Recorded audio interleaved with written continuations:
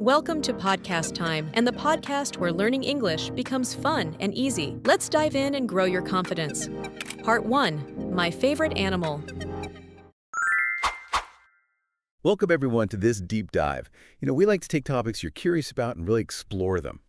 And today, we got a specific request, actually. Oh, yeah. What was it? Someone wanted to know how you talk about your favorite animal if you're, just starting out with English. A1 level. Ah, okay. That's a great one. Because it feels simple, but knowing how to keep it simple is key, right? Exactly. So our mission today is basically that. Show how you can chat about this using, everyday English words, the ones learners probably already have. Right. It's tempting, isn't it, to think you need all these fancy, complex words when you start a new language. Yeah, no. But honestly, for everyday stuff, especially something personal like your favorite animal, simple, clear language, that's usually the best way to go. It's most effective. Okay, so let's unpack that. Everyone kind of has a favorite animal, don't they? Probably. Maybe it's, a bird or a rabbit. Maybe even a hamster or something. How do you tell someone about that animal using just basic English? That's what we're going to get into. And what's really interesting, I think, is just how much you can say with a pretty small set of words. Like what? Well, think about sounds, for instance. Animal sounds. A cat says, yow. Right. A dog says, woof. These are super basic words, but they instantly tell you something specific about the animal. Totally. So you could just say, my favorite animal is a dog. Yeah. Full stop. Dogs say woof. Yeah. Simple, clear, done. Exactly. Or you could talk about what they do, like, my favorite animal is a fish. Okay. Fish swim. Yeah. And see how easy it is then to add just a tiny bit more description. How so? You could say, my favorite animal is a bird, then add, birds can fly. Maybe they are often small. Ah, right. Using simple action words like fly or swim and basic adjectives. Small, big, fast. Exactly. Words like can are super useful too. Birds can fly. It just helps, paint a little picture. Okay, and this is where it gets really practical, I think. The why. Why is it your favorite? You could just say, I like cats. Why? Because they are cute. Or, my favorite animal is a rabbit because they are fast. Perfect. Again, really simple words explaining a simple reason. Nothing complicated needed. And if we think about learning English overall, being able to talk about things you genuinely enjoy, even with basic words, Oh. that's got to be a confidence booster, right? Oh, absolutely. It makes the whole practice thing feel less like a chore and more fun, more rewarding, definitely. So for the person listening, the learner, the main takeaway here is don't stress about using massive words. Please don't. Focus on the English you've already got. Speak naturally. Yeah. Kind of like you would in your own language, just simpler sentences. Precisely. And here's something else. Native English speakers, they'll usually adjust automatically when they're talking to someone at, say, an A1 level. Oh, yeah. How? They'll naturally use simpler words, shorter sentences. It's just how communication works. So feel comfortable doing the same thing back. It's totally fine. That's a good point. Okay, what else? Maybe where it lives? My favorite animal is a lion. Okay. Lions live in Africa. Super simple. Or what they eat. Rabbits like to eat carrots. Again, totally clear. Right. This touches on something else learners worry about. Grammar mistakes. The grammar fear. Yeah. But really, at this stage, getting your main idea across using clear, simple words, that's way more important than perfect grammar. Communication first. Absolutely. Get the message out.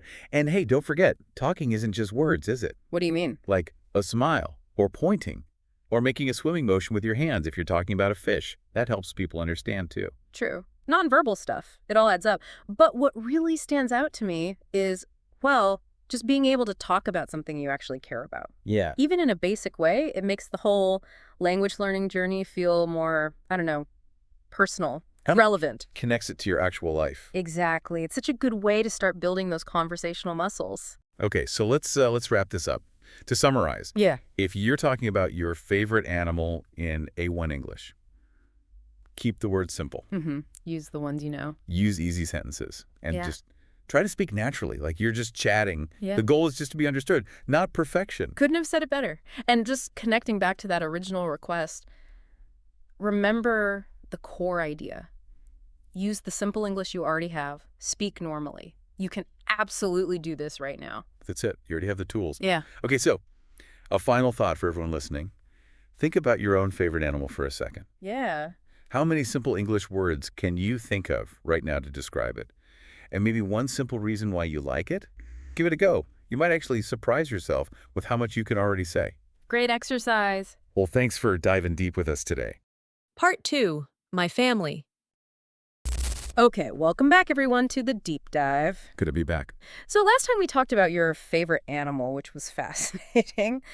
Today we're shifting focus quite a bit. Right. We're diving into something, well, even closer to home, your family. Yeah, big shift from the animal kingdom to human relationships. Exactly. And our source material, well, it's very concise. It's simply titled My Family. Just that. My family. So our mission today is to explore what we can maybe unpack from just that simple phrase, that central part of your life. It's interesting, isn't it? After thinking about, animal connections to turn to the human bonds, that title, My Family, so plain. It really is. It kind of invites you to think about what's being prioritized or maybe what's left unsaid. Right. It does make you wonder, just two words, what's the core feeling you wanted to capture there? Is it togetherness, or maybe it's more about the specific people or something else? That's the key question, I think, because there are no, adjectives, no descriptions. None at all. Could mean it's just fundamental, Yeah. obvious, maybe to you. Or maybe it's deliberately simple, like Yeah. stripping away the complications to just the basic unit. That's another possibility, yeah. Focusing on the core concept itself. Okay, so if we kind of run with that idea, that directness, what does that maybe suggest about how family works in your world? Does it mean like clear roles maybe, or strong connections that don't need explaining? It could point towards a kind of stability, a foundation, where family itself is the main thing. Needs nothing else added. Or the flip side is, it could be this big umbrella term covering all sorts of dynamics, maybe complicated ones that only you really understand intimately. When I first just hear that phrase, my family, it triggers a whole load of images, feelings for me personally. Of course. What's interesting is that your immediate thoughts, your associations, listener, they're going to be completely unique to you. Absolutely. And that's where the depth is, isn't it? Yeah. Even in just 2 words. So thinking about your family, what parts or maybe which relationships do you feel have really shaped how you see things? It often comes down to those early things, doesn't it? The ways we learn to talk to each other, handle disagreements. Yeah, navigate conflict. Show affection, all that stuff. So much is learned right there in the family. Exactly. And think about the stories, too. The ones that get told over and over, and maybe the ones that nobody talks about. Those narratives, whether they're spoken or just sort of understood, Yeah. they really build the family's identity. Right, and how it affects everyone in it. So even though we don't have a long story here, just the idea of your family presented like this, it kind of pushes us to think about that basic human need, for connection. Yeah, And how much these close relationships really influence who we become. it's true. The weight that one word, family, carries. It's huge for everyone, but differently. It holds a personal history, doesn't it? It really does. Shared moments, deep feelings. So when you think about it, what would you say is the most, defining thing about your family as you see it? That's a powerful question to sit with. It really gets to the essence of those connections. It does. And thinking about that essence, well, it helps you understand your own foundations better, maybe. The lens you use to look at the world. Okay, so as we wrap up this part of our dive into your world, looking at your family, even through just this simple title, My Family, it really shows how deep and complex these core relationships are. Yeah, they shape so much of our identity. Definitely. And maybe a final thought to leave you with.